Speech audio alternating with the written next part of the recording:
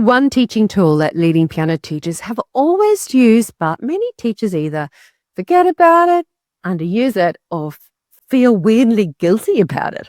It's not new. In fact, it's been around forever, long before apps and software and digital pianos. It's also a thing that once you truly embrace it, becomes a total game changer for your teaching.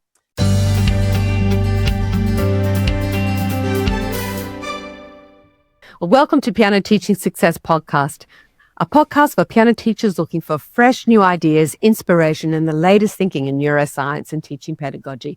I'm Gillian. And I'm Paul, and today we're talking about a must-have teaching tool. And as Gillian said, it has been used by master teachers for decades. It works with every level of student. It makes students sound better instantly, and yet almost no piano teachers are using it properly. I know. It's ironic, isn't it? Because it's a simple idea. It's using music to teach music. So what do we mean by teaching music with music, Gillian? Well, we've always used sound recordings, really. It's always been part of our toolkit, but it hasn't actually been very easy to access.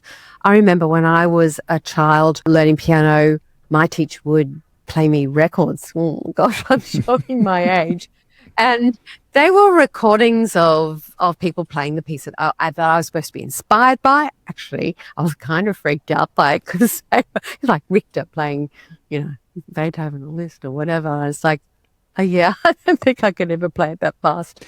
But, we were limited to that. And then it became, it went to cassettes, didn't it? But then it went to CD. I had cassettes when I was a kid.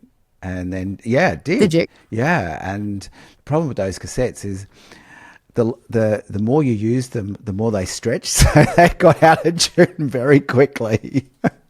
But there was kind of problems with this. You couldn't play along with it, because they were too fast. And then if you tried to slow them down, which you really couldn't do on a record player. No. Yeah, but if you actually found some technology, I think people try to do it on tapes. I can't remember, but that's right. There was these adjustable tape things, and if you change the speed, it changed the pitch. So it was just too hard to use it as a teaching tool, just an inspiration tool, and perhaps that's why it has been a bit underutilized. But technology's changed. It certainly has. And, we had some technology back, even 30 years ago, where we were, or over 30 years ago now, but we'll say 30 years ago, when we started our Forte schools, or just before we started our Forte schools, we had the Clavinova Club when Yamaha brought out their Clavinovas. And I remember, didn't you buy one of those super expensive Clavinovas to make it work? You did. You needed the CVP. I remember it was like the $5,000. $5,000 or something like that. That's what I think it was back then. But could you imagine? That's like $20,000 in today's money to buy one of these things. But anyway, it had the mini little floppy disk drive. Floppy disks. Yes. Yes. And we were very lucky that they had went to the three, the ones that then became, remember they were in the, I don't know, this is showing my age, but when we first started out with floppy disk, you'd have the sort of 5-inch ones or something or other, and then you had the 3-inch ones or something. Anyway, I just remember having those floppy disks. But that's when you and I, because at that time we had separate music schools and we were just doing our own thing to some extent, but we each went, oh my goodness, those disks, that being able to fasten it up, slow it down, and do things like that. And keeping it the same pitch. Yes. That's when you and I went, oh my goodness. And when we started Forte, we would absolutely, had to be one of the must-have elements, wasn't it, to have the music. And what we found, though, was our teaching rooms were so suddenly full of sound, and the kids were so excited. And of course, we were primarily teaching a lot of group children, children in groups rather, and so everyone was able to play together. But I, as the teacher, was no longer chained to the piano doing the accompaniment. I could actually get up and see what the kids were doing. I could walk around, listen, correct, and encourage, especially those children who's slumping over after school, and you could just put your finger in their back to make them sit up. Yeah. And no matter how you have a room placed with groups, there's always somebody you really can't see too much. So it did allow us to get up and go and visit each child and make sure they were on track and things. But I think the overall thing is it just added this, everyone sounded amazing and they felt great because the room filled with sound and beautiful sound. Because these are not just someone playing the piano. These are fully orchestrated, like the big band playing along with you. Yeah. We transferred that into our private lessons as well. We really wanted to give our students in private lessons the same quality that we could offer them in a group. And so it really started to develop those kids with collaborative playing skills because they had to listen to be able to play along with the tracks. But not only that, we started to get much better stylistic understanding. So, the jazzy pieces sounded jazzy. The classical pieces sounded classical. And all of this happened just instinctively from listening to the music. I think overall, though, the really big thing is they actually developed a really strong sense of beat, playing in time. Absolutely. And it became intrinsic in them, whereas beat's a bit hard to teach, really. Traditionally, you kind of have kids that are kind of natural at it, and they have kids that kind of aren't. But this... well, from the beginning, it just made them, they all developed musical skills, great listening skills, great, as you said, cooperative playing skills. And it was sort of effortless, really, because it just happened as a consequence of using the tracks. Yes. Yeah. Backing tracks never really took off. And I think one of the reasons was the tech was super expensive. Those disc players cost a fortune. But that was only part of the story because I think no one knew how to use it because they didn't have access to it, and most still don't. And of course, we would use it at the music school, but our students didn't have these, and it was really hard because the kids don't have the use of them at home because parents weren't going to invest in a piano as well as a disc player, and some of them nearly cost more than the piano. It was always been a brilliant idea, and we certainly used it in the music schools. But the technology wasn't really quite there for a more really comprehensive approach. But now we've got cloud-based storage. So we've really lived through a huge age of technology change when you think about it, from analog recordings into digital and now into cloud-based. So from, records to CDs to even those little plug-in USB things, now cloud. Now, everyone just does stuff on the cloud, right? Everything's on the cloud. So today, we're going to share with you 8 reasons that the backing tracks are the greatest undiscovered teaching tool. So the first one is developing a sense of beat. They really lock students into playing in time. They're just like a musical metronome because time becomes embodied. It's not this theoretical thing. And it helps students learn new meters and concepts like swing rhythms or multimeter pieces. And I wanted to share a multimeter piece with you called Snowstorm. It's in 7/8. Have a listen.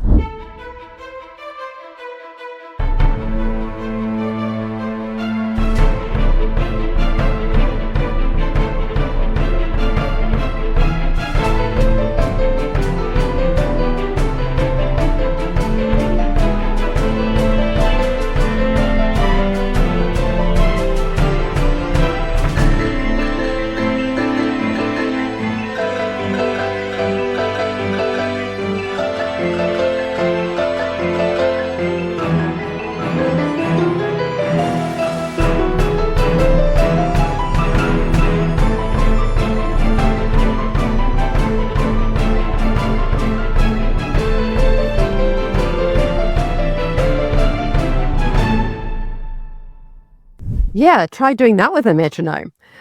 Our second point is playing with tracks actually develops real listening skills. So to play with a track, you actually have to listen to the track and you have to fit in with the track. If you make a mistake, it's pretty easy to hear that mistake. It's very evident. They've got the actual piece being played. They're playing along with the piece, if you like. So missing a flat, missing sharps. It's very obvious if they do that. So, which is great because it means they're not practicing in a mistake that you've got to try and correct next week. And I think they're also, they are adjusting their speed in real time, which probably leads us to number 3, which is collaborative playing skills. So they're learning how to play with something else, or someone else, but they don't need an ensemble to do it. Pianists are just historically bad at playing with other people. They're not used to listening. They're not used to thinking about anyone other than themselves. So tracks simulate playing with others. And our students learn how to fit into the music rather than kind of dominating it and just playing with their ears closed. Oh boy, when I was a kid, I had to learn the hard way by playing the organ at church every Sunday morning. But I remember going, because if I followed them, they'd slow down and get slower and slower, and then I had to speed them up. But you had to really use your ears. Yeah, and I remember when I was a teenager, I started learning the electronic organ, which was a little bit of a fad at the time. And so I was quite advanced on piano, I don't know, 5th, 6th grade or something like that. And boy, playing along with a rhythm track, I found that so hard, but it was really good. But I didn't realize that I didn't play in time until I had to play along with that rhythm track. And so it's the same thing, isn't it? So, but great skills to be able to do that. And the best thing for teachers, it frees us up to expand our pedagogy. And this is our 4th reason, so that we can make partial learning possible and super powerful. So it's really important for today's kids. They get perfection pretty quickly, and we can do that with using chunks. And so if you do a little snippet of a piece, you can put that into the track and play along with the track, but just play that little chunk, and students can play that along with the music. And so that's really filling in the blanks. They're hearing the other parts, but they're doing their little bit. So it keeps the rhythm and the structure, and it gives them a sense of the whole piece. When I was a kid, training as a teacher, I did the Trinity College teacher's exam, and one of the principles of teaching was teach the part within the whole. Now that's really hard to do unless you've got a second piano and you're accompanying, but they can't take you home. Then, the students don't have a second piano at home to play into. So it's very hard to teach a chunk and then have the chunk within the whole if you're just when you're trying to teach a piece. But this is what tracks make possible. As you say, just teaching a little chunk, mastering that little chunk. And these kids want to master things super quick these days because they're perfectionists. So they can't master the whole piece. They can't even master the whole of the right hand, but they can master a 1-bar, a 2-bar phrase, a 4-bar phrase, and then play that every time it turns up in the music. So I just think that it also teaches form when students have to do that. That's what we find with our kids, that with playing with tracks, they understand form. They're learning with the tracks. They understand the form. They know when the repeats are coming. It's not just a sea of notes. They understand the structure. And that's another point that we actually haven't included as one of our 8. We've got a little video of a Forte class doing some chunk learning with a song called Chord Rap, and they're just playing the chord 1 in this video. Check it out.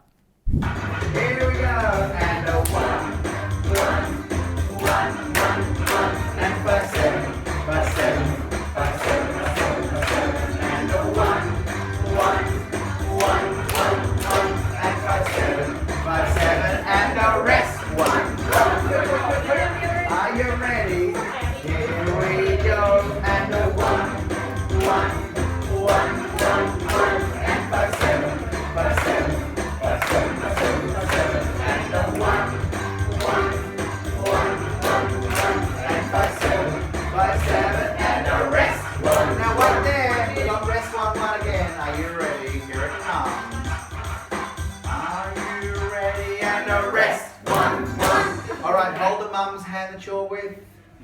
Or Dad. Or Dad. And go back to their spot. Now we're going to make a chord 1 on G major. We're going to make a 1 in G major, so we're going to put our pinky on So. I want you to close your books. Close your books to start with. So put your pinky on So and build a chord 1, starting on So. So find your So, and build your left hand. Yes, in your left hand. And build a chord 1. Left hand pinky, this one. That's it, Alex, you got it. Good work. Make sure it's Alright. So we're going to go. Which is One. Your turn. So you're going to play a whole chord 1. So you've got to build a chord 1. So you've got to play a whole chord 1. Alright, put your feet on that footstool. Curl your fingers. Play tips of your fingers. Here we go. Ready? 1, 2. Here we go. 1. And a break. Just leave that out. Leave the 5/7 out at the moment. Because we haven't loaded that one yet. Alright, so that's the easy bit. You can clap the 5/7s for me. Here we go. So you've got to find your chord 1 again. Are you ready?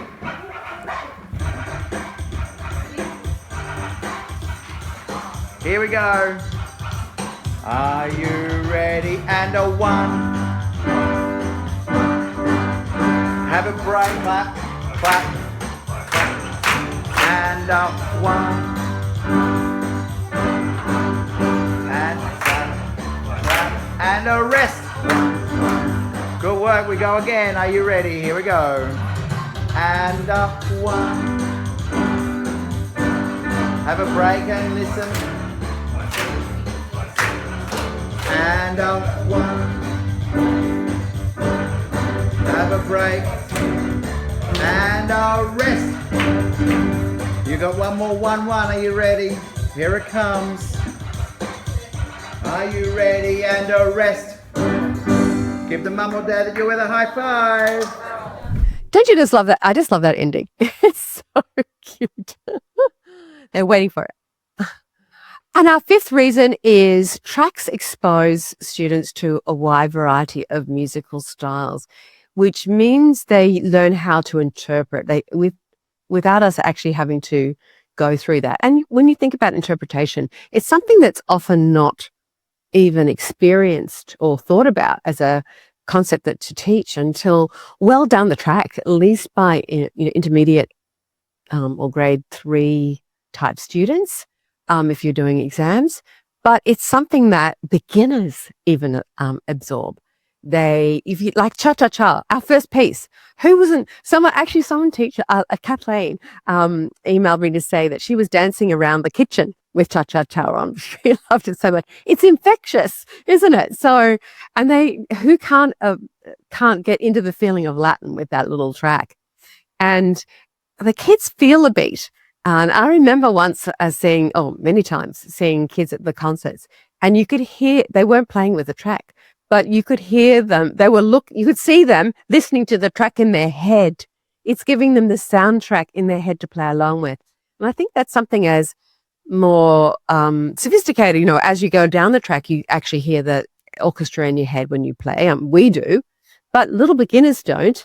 And I think it takes a while for people to develop that skill. So, yeah, this is where rap and Latin and even Baroque music with beautiful counter melodies can be experienced. And they may not be playing that counter melody, or maybe they are playing the counter melody and we want them to emulate a beautiful cello part. And we try to say, we'll play that legato. But there's nothing like a track to give the feeling. And we have a track for you. It's called Bach Prelude in C minor. I'm sure many of you have taught this. It's it's part of our repertoire of pieces that we would teach our students. So listen to this track. I just love it.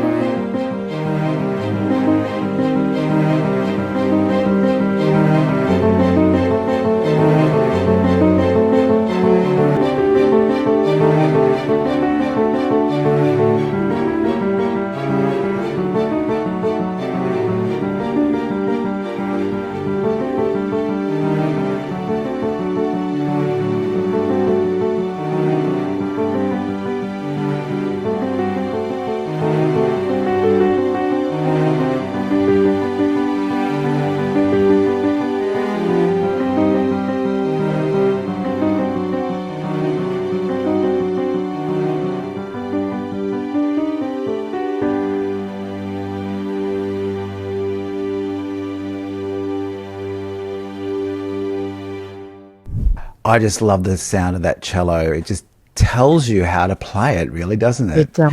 And we've got another one for you, completely different style, called Snake Charmer. Check this one out.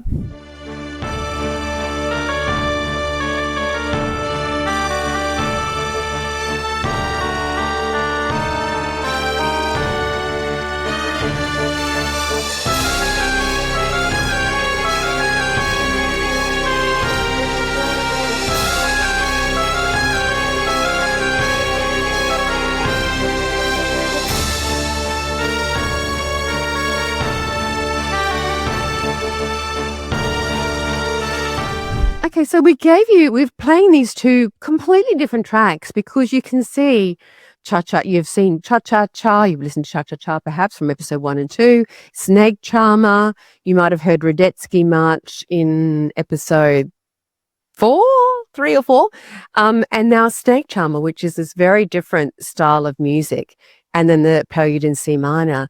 You can see that we can give our students this whole musical understanding, whole exposure to many different styles of music that many times they haven't ever listened to these different styles of music at all. Some houses, they don't play much music at all. And in other houses, they do play music, but it's very narrow in what the parents are playing to the children. So yeah, tracks are fabulous from that perspective. And they're also fabulous for retention and motivation because there's nothing like a great sounding track because you sound so impressive.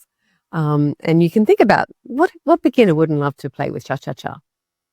And of course, that's if they're feeling successful and they're feeling like they sound cool, that means they feel motivated, which means they want to practice. And of course, that leads to retention because of their excitement. And that excitement, of course, fuels the practice because they want to show mum, hey, look, listen to me. I sound good. And using tracks at home for practice instantly activates that memory retrieval of what was learned in the lesson. We all know how music reminds us of things, and we know the stories of elderly people who come alive when they hear music. Well, our brain comes alive when we listen to music, especially if we've done something embodied along with the music. So we might have sung along to it, moved along to it. All those memories come flooding back when we start playing the music. So it also enables students to do the activities that you might have done at the lesson at home, especially in preparation for that partial playing or the chunking that you've done. So they can press play and the lesson comes flooding back.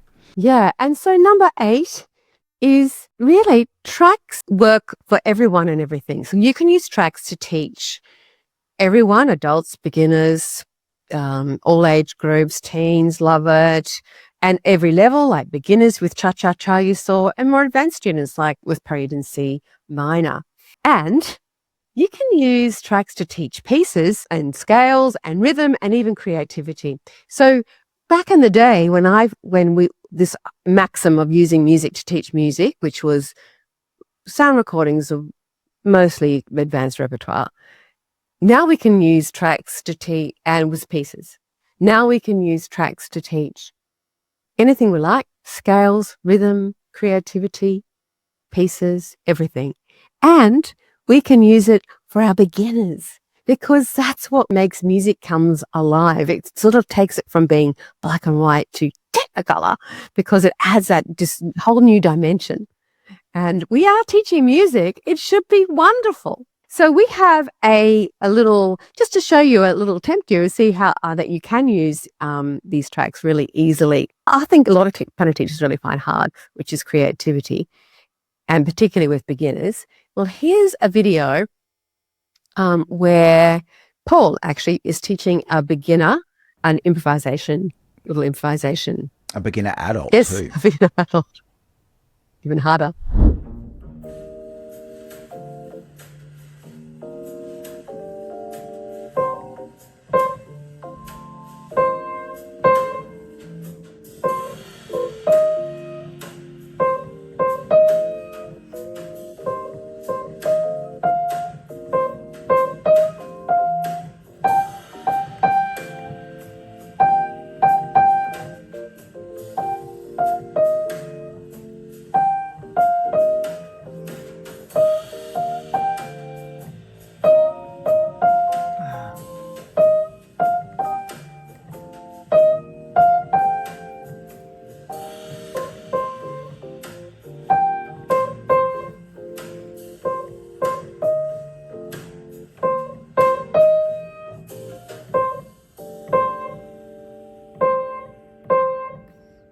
Okay, so you might want to know what to look for when choosing tracks. Well, here's our top 5 things. Firstly, sound and style. Orchestral or band-based recordings. They are instantly engaging. It's, as I said before, like technicolor, and they teach genre and character and so much more. So that's versing, like some tracks are just someone playing a piano recording. It's not very exciting. Like it's not going to make me go out and get my tech set up and everything just to hear someone playing piano. I might listen to it once, but it's not very motivational. It's just one-dimensional. And you've just got this kind of one person playing one thing. It's just not, it just doesn't have the kind of oomph, I think, that the full orchestra and gives. Second point, structure and playability. Absolutely. Because, you can have the best sounding tracks in the world, but if the student can't play when they're supposed to come in at the right time, they're not going to enjoy doing it. And so you want to make sure those tracks have a musical intro. I don't know about you, but we don't want just tick, tick, tick, tick in. That's all right. Come in at the right time. I can't do it. I sort of come in at the right time. It's hard. But I don't come in at the right time. I like the right speed or something. It's so hard.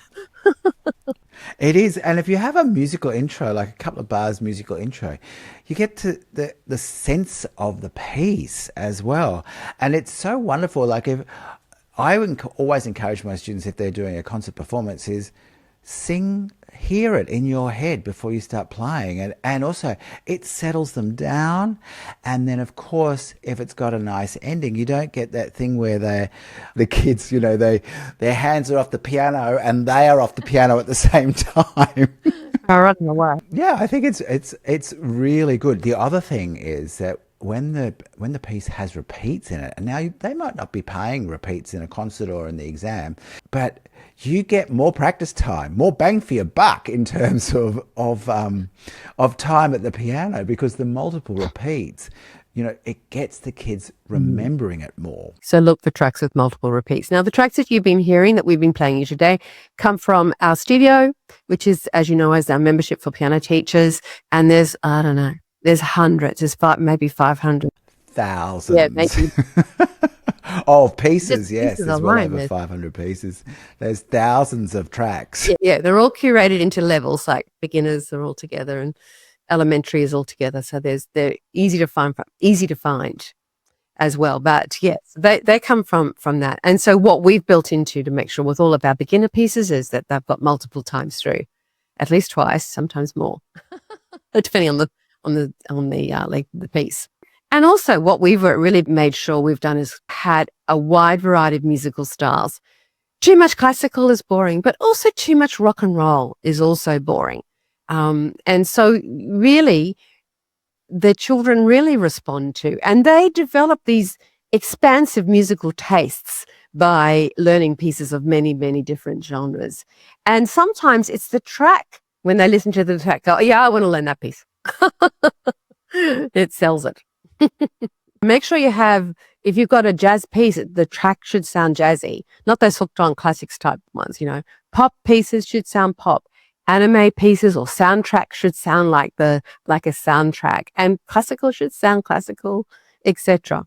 Because students learn that stylistic characteristics almost subconsciously from hearing those tracks. Yes. And tracks that are integrated into teaching software, which have adjustable speeds, which means you can slow it down and without changing the pitch, is super important. And having the ability to loop. Oh my gosh.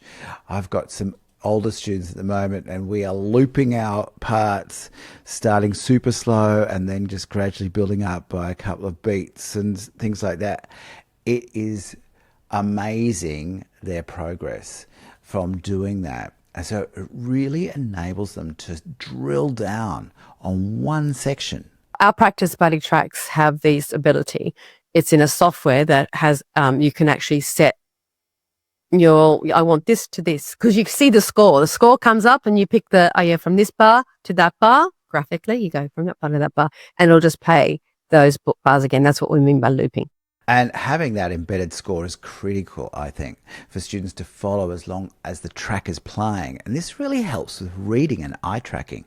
It's amazing how quickly they just identify the music when they have to start doing this at home. It really makes a huge difference.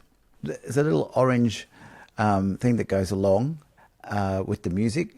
And also they can have optional keyboard visuals, which are especially good for beginners if they need to see which key to play. Absolutely. And fifth point for our top 5 things to look out for is accessibility. It has to be easy to access. Oh gosh, if you're written on your computer trying to find, where did I put that track? I think it was here. And then you got another track and it's somewhere else on your computer or whatever. It's too hard. Look for something where you've got it hosted in one place, online, rather than dealing with downloads. And also it has to be easily shareable because your students need to use this at home. Again, if you're sending them a file here and a file there, they're never going to find out where it is. So it needs to just be worth the effort to sign in. So it has to sound great, they have to feel great playing it, and they have to have access to multiple tracks because otherwise they're not going to log in just for one track. You've got to be doing multiple things. It's got to be bang for buck. It's got to be worth it. If you have the same system in your place and they have it their place, this is what we find with Practice Buddy. It looks exactly the same in the teacher studio as it does at home. Then they get familiar with how it all kind of goes together and then they use it. What I love is that all of our music has QR codes on it, so they can literally put their device up to the QR code and they are there with the track instantly. Yeah, that's pretty good. QR codes. It's like there are some gifts from COVID, aren't there? QR code. The world getting understanding what QR codes is. It's been one of them. Well, let's have a look at a few common objections because, sometimes I think teachers have maybe stepped out a little bit because it's not really familiar territory. They only experience this themselves as maybe an advanced student. But they don't really know how to use it. They can see this as a good idea. I think some teachers may feel like it's cheating, that they should read the notes because, I had to learn how to read the notes, so they need to learn how to read the notes. And look, reading is vital, but it doesn't always have to be the entry point for learning. It certainly is, and it's developed over time. And, I know many teachers often say, well, that's not how I learned. Your teacher used the best tools available at that time. And we know that Bach learnt by ear, as did everyone before about, I think it was only 1827 or something, when sheet music started to become easier to access through the advent of paper, but it was still expensive. So historically, musicians have always learned by listening first. Exactly. And then I think there are some teachers who have really, have tried backing tracks a little bit, dipped their toe in the water, and their kids didn't like it. Well, the students sort of were reluctant. And I think it's probably likely a teaching process issue, not a track issue. Maybe they took it too fast. They started at too high a level for the student who is not used to playing in time. That is one of the skills that you got to go for first if you're doing this with more advanced students. Easy to do it with beginners because they don't know anything. If you start with tracks from the beginning, they play in time from the beginning and it's easy. So I think sometimes we as teachers can expect too much too quickly. And we have to remember that we have to scaffold in some new learning. We think, oh yeah, of course they should be able to play with a track. But actually, we don't actually think about what the skills that they need to do, those listening skills that aren't really very well developed. So we have to sort of put some time and effort into doing that. I think the key point, Gillian, is learning to play with tracks is actually a skill itself. And as teachers, we need to scaffold this over time. But I can tell you, you can expect those beginners to learn quickly and develop their skills if you start with tracks. Absolutely. So just to be clear, this isn't about replacing reading. It's about teaching with music, And recordings have always been a good idea. Technology has finally caught up to make this a teaching strategy super accessible for us to take our teaching to a whole new level. So we hope you try this out at home. We are going to give you access to that little improvisation because you can use that with any student, any age. You saw it with an adult. You can use it with a beginner, a little one, even an intermediate or advanced if they haven't done any improvising before. So it's a fantastic way to start. And so we're giving you this backing track to try it. The link to it is in the show notes. Now, you've already got Cha-Cha-Cha from episodes 1 or 2. And if you haven't got that already, go back and get that. But now you can add the improvisation track as well. You might even like to try it yourself. Yes. There we go. If you've never done improvisation before, now's your chance. Yeah, absolutely. So you can grab the link in the show notes, or if you've already subscribed to our newsletter, it's already in your inbox. And if you're not subscribed, well, then make sure you go to pianoteachingsuccess.com, go down to where it says get our podcast straight to your inbox, and put yourself on the list there. You'll never miss an episode or a free resource again. So I hope you enjoyed today. Thanks for listening, and we'll see you next time. Bye.